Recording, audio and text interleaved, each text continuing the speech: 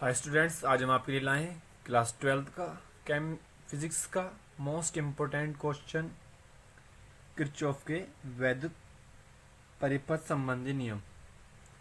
Question इसमें कई तरीके से पूछ सकता है कि किरचॉफ का पहला वैद्युत परिपथ संबंधी नियम लिखिए, या पहले नियम को संधि के नियम से भी जाना जाता है।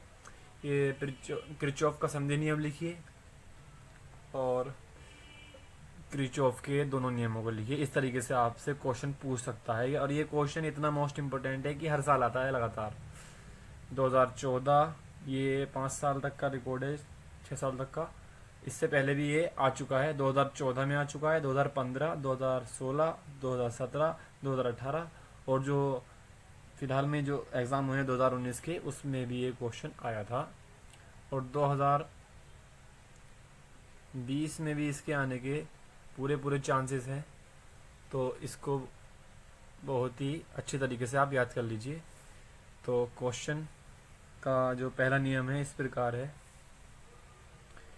इस नियम अनुसार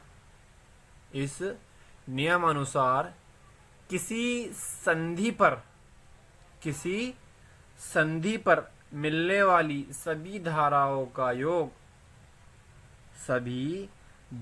के बीच गणितीय योग शून्य होता है।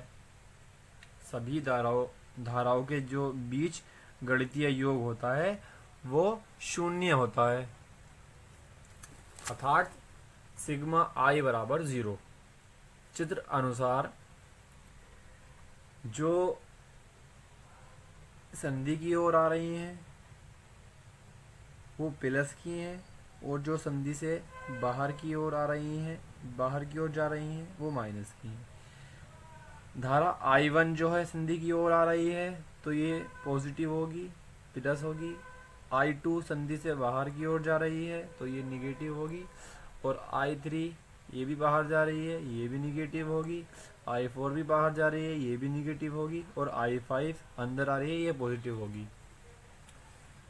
देन I1 जैसे कि डेफिनेशन के अनुसार उनका धाराओं का जो संधि पर मिलने वाली है उनका गणितीय योग शून्य होता है। तो I1 प्लस I5 जो प्लस की हैं, और माइनस का I2 जो है, और माइनस की I3 और माइनस का I4। तो जो माइनस की है उसे बराबर की उस तरफ ले जाएंगे तो प्लस की हो जाएगी। I1 प्लस I5 बराबर I2 plus I3 plus I4। यही किरचॉफ का पहला नियम, संधि नियम यही है। अतः संधि की ओर आने वाली धाराओं का योग संधि से दूर जाने वाली धाराओं के योग के बराबर होता है। संधि की ओर आने वाली धाराओं का योग और संधि से दूर जाने वाली धाराओं का योग बराबर होता है। ठीक है। क्वेश्चन नंबर जो 2 है इसका काफी मोस्ट इंपोर्टेंट, द्वितीय नियम, किरचॉफ का द्वितीय नियम। इसको 3 तरीके से पूछ सकता है आपको एग्जाम में कि वोल्टता का नियम बताइए, बंधपाश का नियम बताइए, किरचॉफ का दूसरा नियम समझाइए, लिखिए। तो इसमें इसकी कुछ छोटी सी डेफिनेशन, जितनी छोटी हो सके आसान लैंग्वेज में, वो आपको कराई जा रही है।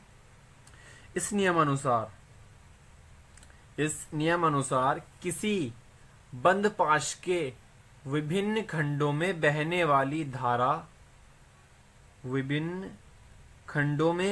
वाली धारा तथा संगत प्रतिरोधों के गुणनफल का बीजगणितीय योग, संगत प्रतिरोधों के गुणनफल का बीजगणितीय योग उस बंधपाश में लगे विद्युत वाहक